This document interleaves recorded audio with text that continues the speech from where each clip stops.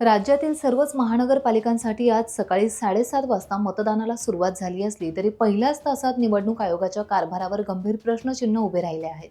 आयोगाने यापूर्वी लागोपाठ घेतलेल्या निर्णयांमुळे संशयाचं वातावरण निर्माण झालं असतानाच प्रत्यक्ष मतदानाच्या दिवशी मात्र मोठ्या प्रमाणात गैरव्यवस्थेचं चित्र समोर आलं आहे.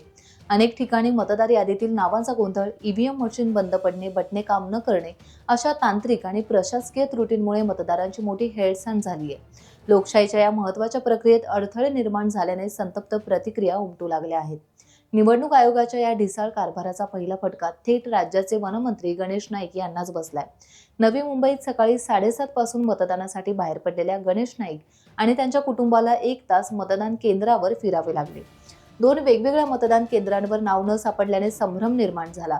अखेर कोपरखैरणे येथील सेंट मेरी हायस्कूलच्या मतदान केंद्रावर गणेश नाईक, संजीव नाईक आणि सून कल्पना नाईक यांची नावे यादीत आढळली.